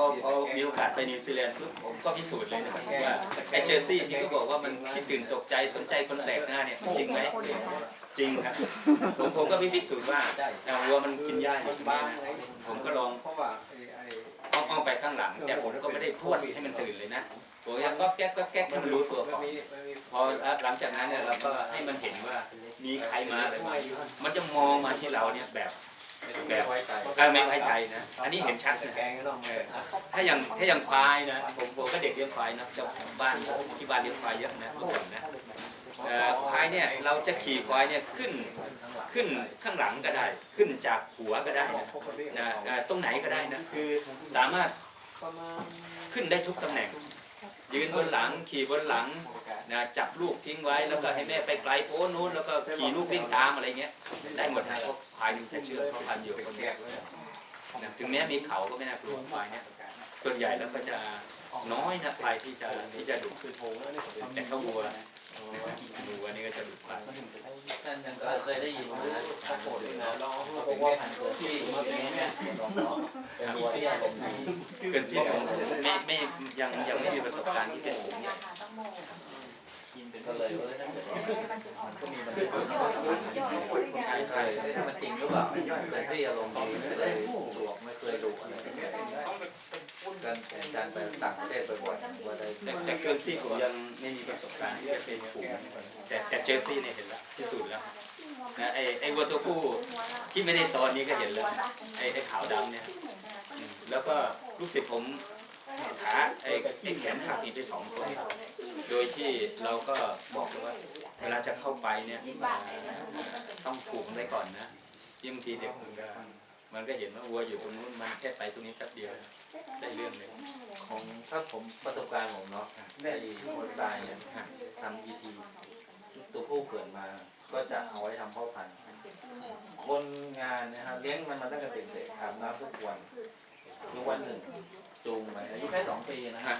จูงออกหน้าไปก็ไม่ทำอะไรมันคุยนะมันคุยล้มลงไปแล้วคุยซ้ำกลิ้งไปกับพื้นเลยถ้าไม่มีเพื่อนไปด้วยเนี่ยนะเดี๋ยวเราลงใส่ก็เจ็บสาหัส อันนี้ขนาดเลี้ยงมาตั้งแต่เด็กนะฮะ ตอนมาฝึกผสมเทียมที่เชียงใหม่ชนตายมัน คนตายนะ ตัว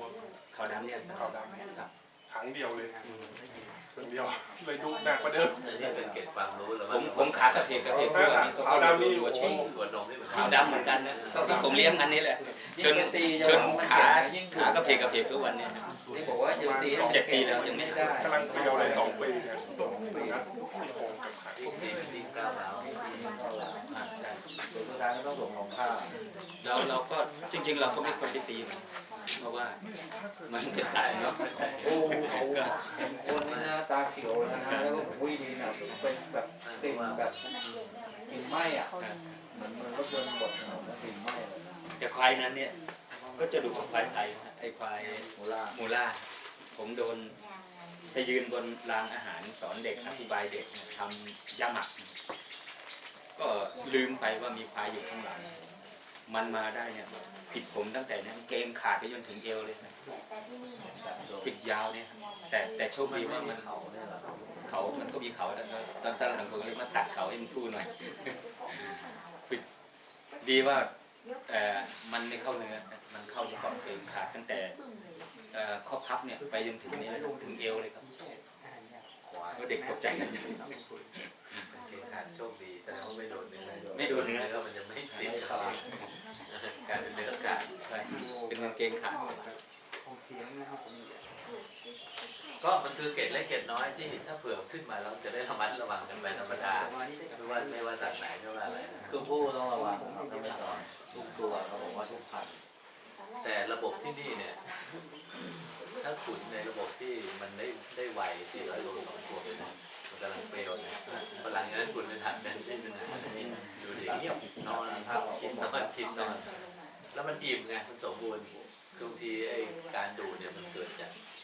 ฮอร์โมนแล้วมันกินไม่เต็มที่มากถ้ามันมุนกินอะนะอากาศร้อนมากเลยนี่หลับสบายนอน กินนอน เงียบไม่มีอะไรทั้งสิ้น เยอะสุขสบาย 200 ตัวที่สุขสบายอย่างที่ บอกผู้จัดการนี่เคยร้องมันมาคำเนี่ย เกินแล้วนะ ร้องนะครับ ลองอยู่ว่า ร้องบ้างบางวันนี่ต้องให้น้อยอะไรเงี้ยร้อง เรามันกึ่งราชการอยู่เชิญ พวกนี้ถ้าเวลามันกินแล้วไม่ให้มันประท้วงเรามันฟ้องจนเสร็จเขาจะรู้กฎงานผมเนี่ยผมต้องระวังกฎงานพนักงานที่นี่คือบางทีเรามาเขาปวดร้องเขาก็ใส่อาหารข้นหนักเลยเพราะบางทีมันให้อาหารอย่างช้าให้อาหารข้นเงียบ ไอ้ก่อนใช่ไหม มันเปลืองเราไงมันเงียบผิดปกติต้องไปดูอาหารข้นหายกันมากปกติหรือเปล่ามันเป็นวิธีการสกัดเสียงมันโดยเฉพาะ เห็นไหมปรับตัวแต่ละคนก็ ใช้ ป วิ รับ ธีเช็คมัน อาชีพตัวเองไป ฟ้อง ไม่ร้องเลย มันมีอาการถ้ามันยืนหมดเวลาบ่าย 2ยังยืนหมดนี่เห็นว่ากินไม่พอนะแต่ได้นอนนิ่งม้วนบางตัวเนี่ยมันอ้วนจัดกันมันหงายแบบคนเลยสี่ขาชี้ฟ้านอนแบบรีแลกซ์เป็นอย่างมากผมผ่านไปเรื่อยๆนะย้อนกลับมาวัวดื้อใหม่ก็ได้นะเรื่องเมนูอาหารบางครั้งเราก็ให้เก็บความรู้ทีละนิดทีละหน่อยวิธีประกอบอาหารบอกแล้วว่าเราจะไต่ระดับราคาเนื้อขึ้นไปเรื่อยๆเราคุยกันวันแรกเราบอกแล้วว่า การปัจจัยความสำเร็จของคนทำโมกุนี่อย่างนะคุณต้องไปขายเนื้อเองนะเนื้อเนี่ยมันจะทำราคาได้ต่างกันนะเพราะว่าองค์ประกอบของกล้ามเนื้อเนี่ยมันเหมาะจะทำอาหารต่างกันนะความนุ่มความนิ่มราคามันก็ต่างกันนะเพราะงั้นความรู้บางทีบางคนเลี้ยงวัวเราบอกว่าฉันเลี้ยงวัวอย่างเดียวฉันไม่สนใจมันหรอกมันไม่ได้แล้วเพราะว่าคุณจะทำเป็นกลุ่มเป็นก้อนคุณต้องเข้าใจกำลังซื้อของตัวเองในอนาคตคุณจะเลี้ยงวัวอย่างเดียวไม่ได้คุณต้องกินเนื้อด้วยหรือถ้าไม่กินหรือกินเนื้อน้อยอายุมากแล้วก็ห้ามกินเนื้อเยอะอยู่ก็ต้องหาที่ขายด้วยไปตั้งตู้ในกลุ่มนี้ไอติมวอลอะไรเห็นไหมอาจารย์เห็นไหมไอติมวอลมันสั่งโป่งตู้ไปทั่วทุกซอยทุกถนนขึ้นไปเสมิงขึ้นไปโป่งแยงมีตู้วอลคุณก็ต้องทำอย่างนั้นให้ได้ด้วยตู้โกกุของกลุ่มนี้แล้วก็แค่ไปฝากวางแล้วก็กินเองแต่เราต้องทำตลาดว่ายุงมีราคาที่ฉันรับได้นะถึงจะเป็นความรู้ว่าทุกเมนูที่เราจะกินไปจากวันนี้จะต้องมีไฮไลท์ของเก็บความรู้มาเพราะฉะนั้นเดี๋ยวไข่มุกบรรย ยายอาหารวันนี้หน่อยสิคำถามว่ามันมีอะไร เดี๋ยวอีกรอบนะครับ ทำวันนี้เหรอคะ เนื้อเน้นไปที่เนื้อเนี่ย อ๋อวันนี้เป็น ว่าวิธี แกง ทำ ป่า หรือมันเป็นส่วนไหนแล้วมันทำยังไงมันถึงจะดีเนี่ยลองดูดิ ของวันนี้มันจะเป็นแกงป่าเนื้อไอ้ส่วนเนื้อเนี่ยเราใช้ตัวลูกมะพร้าวทำทีนี้ส่วนลูกมะพร้าวเนี่ยมันจะเหมาะสำหรับการแกงมันจะไม่ค่อยเหมาะสำหรับเวลาเราไปทำสเต็กอะไรเท่าไหร่ ลูกมะพร้าวอยู่ตรงไหนอธิบายนิดนึงครับมันอาจจะยังมองไม่ออกลูกมะพร้าวคือตรงไหน ชุดสะโพกสะโพกนี่มันมี3ส่วนนะลูกมะพร้าวพับในแล้วก็พับท็อปไซส์หรือที่มันท็อปไซส์3ส่วนเป็นกล้ามเนื้อ3เอาไม่ต้องลงลึกมากเอาเป็นว่ามันอยู่ชุดสะโพกพวกนี้มันจะเป็นเนื้อแดงก้อนใหญ่เป็นเราจะเรียกว่าเนื้อแดงก้อนใหญ่ แล้วก็ไขมันแทรกมันจะไม่ค่อยมี แต่จะมีไขมันพอกนิดหน่อย เพราะงั้นกลุ่มที่ใช้ก็จะใช้เนื้อแดงล้วนๆก็เหมาะกับการที่ต่อได้ก็แค่นั้นอยู่ที่สะโพกราคาแพงมุก ราคาตัวที่เรากินวันเนี้ยลูกมะพร้าวเนี่ยถ้าไปซื้อที่ห้วยแก้วเนี่ยราคาตัดแต่งเรียบร้อยสไลด์แล้วหั่นแล้วเนี่ยจะอยู่ที่435 บาท แต่ตัวเนี้ยมันที่เราไปขายได้ราคาอีกที่หนึ่งคือพวกเกาหลีกับญี่ปุ่นเขาจะให้สไลด์ประมาณ1 มิล 2 มิลเพื่อที่จะไปทำตัวชาบู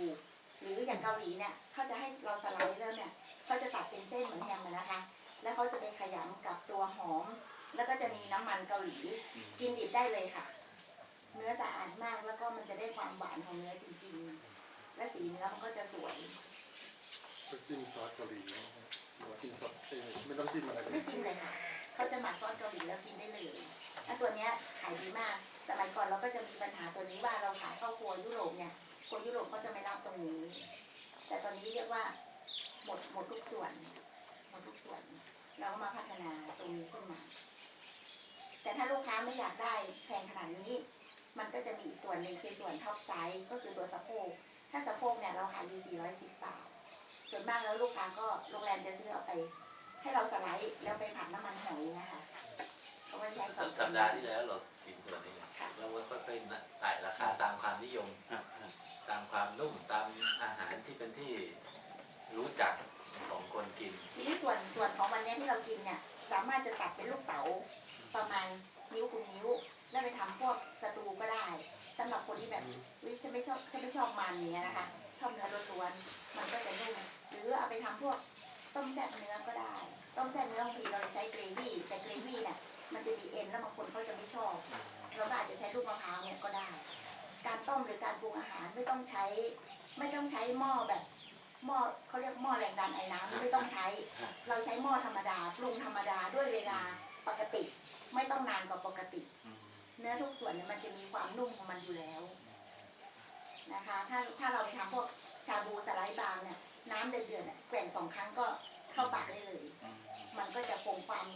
หวานของเนื้ออยู่ในนั้นอยู่แล้ว อันนี้ เนื้อ จะ ของ ขาย เรา ใครเราต้องไปสอนให้เขาด้วย เพราะว่าของเราเขาชินกับเนื้อเหนียวๆเขาก็ใส่ลงไปเคี่ยวก่อนอย่างวันนี้ต้องกำชับแกงป่าคุณใส่ไปก่อน กว่าผักจะสุกแข็งเป๊กอีกหรือไม่ก็เปื่อยไปแล้วอันนี้เขาใส่ทีหลัง วันนี้เขาแก้ละด้วยการที่ว่าเขาหมักก่อน หมักก่อนแล้วก็ใส่ไปพร้อมกับผักทุกอย่างละวันนี้ก็เลยไม่แข็งแล้วก็นุ่มดี เพราะถ้าบางคนเนี่ยเขายังกินเนื้อตลาดกินเนื้อตลาดเวลาเราปรุงเนี่ย1มันจะไม่ได้กลิ่น มันจะเป็นกลิ่นคาวอ่ะ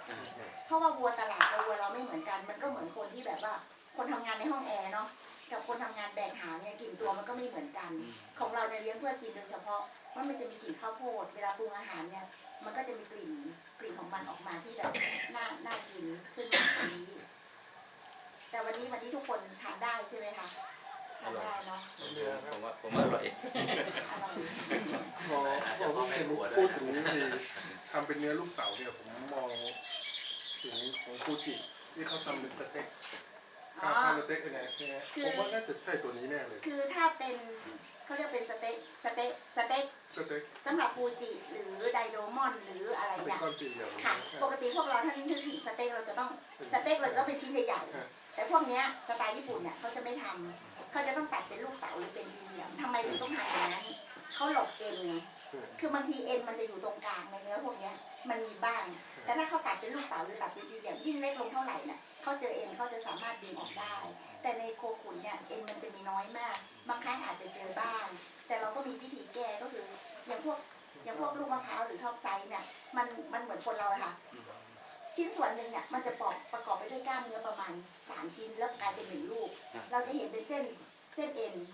เส้นเอ็นนี่มันจะเป็นเส้นหนาๆแต่ถ้าไขมันแทรกมันจะเป็นเส้นบางๆนะคะแล้วเส้นเอ็นมันจะสะท้อนแสงเป็นสีวอกแวบอย่างเงี้ยเราก็เอามือจ้วงไปค่ะแล้วเราก็ดึงมา3 ลูกซึ่งไอตัวกล้ามเนื้อเนี่ยมันก็จะมีทิศทางไม่เหมือนกันบางทีก็เป็นแนวตั้งแนวนอนแนวขวางเราเคยไปกินเนื้อตลาดไหมคะบางทีตัดออกมาแล้วเอามือฉีกเนี่ยด้านนี้ฉีกได้ด้านนี้ฉีกไม่ได้ด้านนี้ฉีกไม่ได้เพราะว่ามันเกิดจากกล้ามเนื้อ3 อันถ้าเราแก้ไขด้วยการดึงออกมาทีละลูกกล้ามเนื้อเป็นอันเดียวทีนี้นุ่มแน่นเพราะนั้นพวกญี่ปุ่นเนี่ยเขาจะฉลาดเขาก็จะตัดให้เล็กเพื่อที่จะหลบเอ็นแต่ของนอร์ทฟาร์มเนี่ยเราก็มีวิธีแก้ก็คือการดึงออกมาทีละชิ้นเลยเราสังเกตได้ว่าสมมติสันในเนี่ยสันนอกสุดยอดเลยไม่เหนียวเลย เพราะว่าอะไรตัดด้านไหนก็ไม่เหนียวมันมีกล้ามเนื้อเส้นเดียวถูกไหมคะเพราะนั้นเนื้อเนี่ยจะนุ่มจะเหนียวเนี่ยมันจะขึ้นอยู่ที่การคัตติ้งด้วยการรู้จักมันด้วย รู้ทิศทางรู้ลายของเนื้อก็จะนุ่มขึ้นเพราะฉะนั้นเชฟเก่งๆนะบอกตรงบางทีเนื้ออะไรเขาก็ทำได้ให้ดีได้เนื้อตลาดเขาทำเขาก็ไปหมักเยอะๆใช่ไหมคะแต่ความต่างของเราถ้าอย่างพวกเราเนี่ยเรามากินอย่างเงี้ยเดี๋ยวเรากิน2 เดือนทีเราจะรู้แล้วว่านี่เนื้อตลาดนี่เนื้อโคขุนเราจะรู้ละ นี่คือกุศโลบายลองให้ผิดด้วย ค่ะเราจะรู้แล้วทีนี้เพราะว่ามันเป็นเรื่องของกลิ่นความนุ่ม กินไปสัก3-4 ครั้งอาจารย์เลยไปกินเนื้อที่ไหนก็ได้ ต้องเป็นไปได้แล้วก็ นี่ในส่วนของเนื้อเนี่ยถ้าใครติดใจนะ ตัวต่างกันจริ ข ง องเราจะมีร้านอยู่ที่ห้วยแก้วไปใช้บริการได้ ที่คุณจริงๆ ค่ะไม่จำเป็นต้องซื้อเป็นโลอาจจะซื้อเป็นแท่งเล็กๆ200 กรัม100 กรัมเขาก็มีขายไม่ได้แพงค่ะ ที่เชียงใหม่มีกี่ช็อป กินเนื้อเลย มี1 ช็อปค่ะที่เชียงรายมี1 ช็อปเชียงใหม่มี1 ช็อป แมคโครที่หลังลง เปิดวันจันทร์ถึงวันเสาร์8 โมงถึง5 โมง นะครับตอนนี้มี2ช็อปนะครับเชียงรายกับเชียงใหม่ อยู่เชียงราย ปีหน้าอาจจะมีที่รังสิตช็อปนะ ก็ ปีห ใช้ น้า บ อาจ ริ จะ การ 10 ได้ ช็อปแต่เจ้าของเป็นคนในนี้นะ ไม่ทำแล้ว จริงๆเราไม่ได้กินถึงโลเรากิน2 ขีดเรากิ ให้ น ความ ขีด รู้ เดียว เพื่อไปขยาย 43 ช็อป บาท แล้วซื้อได้ตัวเองนะ ซื้อ ซื้อได้ในกลุ่มตัวเองเลย แล้วเนื้อโคขุนเนี่ยมันจะมีอย่างเพราะนั้นน้ำหนักและน้ำหนักที่แท้จริงมัน ถ้าเป็นอย่างนี้ได้ก็ดีอะ ถ้าเนื้อ ถ้า ต เป็นอ ลาด ย่าง เนี่ นี้ ย ได้นะแต่ว่านะที่ ปัญหาที่1นะวันที่2คือเรื่องของอนามัย เรามีความรู้เยอะ ซื้อตลาดเนี่ย แม้แต่แกงป่าวันเนี้ยมันก็ต้องมีเทคนิคของ เขา มั ฉี น ดยาควบคุมโรคอะไรต่างๆ พริกสี เดี๋ยว ร ของ ส เรานี่ ชาติ สุสัตว์จะเข้ามาทุก มัน เดือน ประกอบด้วยนะไม่ใช่ว่านั่นคือเมนูวันนี้นะครับ เป็นลูกมะพร้าว430 สัป บาท ดาห์หน้า สัปดาห์หน้าผมไว้ก่อน แต่มันไม่ได้ขึ้นหลัก500 400 กว่า คือ ๆ เป้าหมายของเราหมายความว่าตอนนี้เราจะไล่ตั้งแต่เนื้อราคาตั้งแต่ต้นเอาที่ถูกก่อนเพราะฉะนั้นถ้าทุกคนเข้ามาทุกสัปดาห์เนี่ยเดือนเนื้อจะไล่ขึ้นไปแพงเรื่อยๆค่ะเดี๋ยวเราจะไปถึง สะโพก เซอร์ลอยโลละพันสันในโลละ1,000จนสุดท้ายเนี่ยจะได้กินเนื้อญี่ปุ่นเนื้อวากิวโลละประมาณ8,000 แสดง นะ ว่า คะ ที่ไม่มีที่ไม่เป็นบ้าง น้อยเป็นส่วนเนื้อแดงชุดสะโพกมันจะสุดยอด ถ้าเจอวันที่ปิ้งย่างห้ามทาน ข้างบนมันจะแข็งกว่า จะมี มันจะเลื่อนไปทางสันนะ ถ้าสันมันจะมีมันด้วยมันมีมันแทรกด้วยแล้ว ไม่ใช่นั่น สะโพกเนี่ยมัน ดิวที่มันเสือค่าอุปกรณ์นะครับเนี่ย ก็นี่ไงถึงบอกว่าสุดท้ายเนื้อวากิวถ้าเงินเหลือใช่ไหม ใช่ วากิวญี่ปุ่นของแท้ จะถามว่าเรามีโปรแกรม คือจริงๆ เนื้อญี่ปุ่นเดี๋ยวจะมีคอร์สของมัน1 คอร์สว่าคุณจะเดินไปถึงตรงไหนเดี๋ยวจะบรรยายเองวิธีการเขาจะมี15 ระดับของเขาด้วยซ้ำถ้างบเหลือเยอะเราไปกินระดับ15 เลยเขาบอก A5 มี A5 B5 A1 ถึง5 B1 ถึง5 C1 ถึง5ถ้างบน้อยเรากิน C5 พอถ้าเราไม่ช่วยกันประหยัดวันนี้เช่น จะมาเราก็บอกว่าจะมาเราจะได้เตรียมพอดีคนเราก็จะเหลือเยอะเราก็จะไป A5 เลยแต่ถ้าเหลือน้อยเราไป B3 B5 เลยก็พอแล้วพอเป็นไอเดีย มัน คือณเวลาใดเวลาหนึ่งเนี่ยเราไม่ได้กำหนดว่าเขาดีกว่านะถึงวันนี้อนาคตอีก10 ปีเราอาจจะดีกว่าเขาก็ได้นะระดับโลกก็ได้นะใครอาจจะมาเชียงใหม่เพื่อมาหากินเนื้อที่นี่ก็ได้นะแล้วแต่พวกเราจะทำนี่แหละแต่ณวันนี้เขาวางตัวตรงนั้นไอ้ญี่ปุ่นเขาวางตัวไว้ตรงนั้น บางครั้งเนี่ยเราก็ทำให้พวกเราตามและสับสนมันก็มีวากิวหลายๆยี่ห้อที่ตามและสับสนสับสนนี่ไม่ได้หมายความว่ามันไม่ดีบางทีเขาก็เชื้อวากิวใส่เข้าไป แล้วก็เลี้ยงมันแบบขาวลำพูนคุณว่าระหว่างขาวลำพูนเลี้ยงแบบขาวลำพูนกับวากิวเลี้ยงแบบขาวลำพูน นื้ออันไหนจะดีกว่ากันไม่ใช่วากิวดีกว่านะลำพูนดีกว่า เพราะว่าเลี้ยงแบบเราอ่ะ มันจะอยู่ไม่ได้ แต่เขาเลี้ยงมันหอมมันเราก็แบบมันบางทีมันวิชาเดียวใช้ไม่ได้นะเดี๋ยวนี้มันต้องหลากหลายครบถ้วน ในเรื่องของเมนูเนี่ย ผมก็บอกว่าถ้าเราแต่ระดับสมมติทำความเข้าใจกับมันเรื่องนุ่มเรื่องสะอาดเรื่องกลับกลายไปประกอบอาหาร ทีละปัจจัยเนี่ยเราจะเข้าใจในวันสุดท้ายเลยว่ากำลังพูดอะไรมาทั้งหมดนะวันนี้อาจจะกำลังงงๆอยู่นะว่าทำไมต้องหลายส่วนหลายอะไรเพราะเราไม่เคยมีหลายส่วนใช่ไหมอาหารเมืองเราก็มีแค่นี้แหละลาบคั่วทำไมจะต้องไปทำให้มันยุ่งยากทุกคนเนี่ยทำให้มันยุ่งยากเพราะว่าเราจะเอามูลค่าเพิ่มจากมัน เราจะเอาใจคนกินทุกๆคนให้เขาแฮปปี้ที่สุดแล้วคนกินเดี๋ยวนี้คนที่อยู่ในเชียงใหม่อย่างที่ขายปุ๊กบอกว่าขายโรงแรมทุกชาติทุกภาษาอาหารทุกชนิดอยู่ที่เมืองนี้หมดคุณสามารถหาอาหารทุกชาติในจังหวัดนี้ได้นะประมาณกรุงเทพเพราะให้ความต้องการหั่นของเขาไม่เหมือนกันเกาหลีต้องการหั่นแบบอะไรต้องการหั่นแบบเพราะฉะนั้นเราก็เลือกเนื้อชิ้นส่วนที่หั่นแล้วเหมาะสมกับคุณถ้าเราจะเอาสันในไปชาบูเนี่ยนะเวลาคีบหลุดคีบจุ่มหลุดมันกินไม่ได้เลยกลายเป็นเละไปในน้ำเพราะฉะนั้นเราก็จะไม่แนะนำอย่างนั้นสันในของนอร์ทเทิร์นฟาร์มเราขายโลเท่าไหร่นะ1,350เนี่ยยูก็ต้องทำให้มันเป็นสเต็กแล้วมันจะหอมหวานชุ่มฉ่ำก็ต้องกินแบบ1,350ไปกินแบบเอาไปลาบนี่ก็จบชีวิต บางทีมันก็มีลูกค้าประมาณว่าสู้ราคาอย่างเงี้ยนะทางเราก็จะแก้ คนทำไม่เก่งก็จะผัดกะเพราลูกเดียว เพื่อไม่ให้มันขาดเวลามันลงกระทะไงคะหนานิดนึงแบบนั้น แต่โดยมากสันในตอนเนี้ย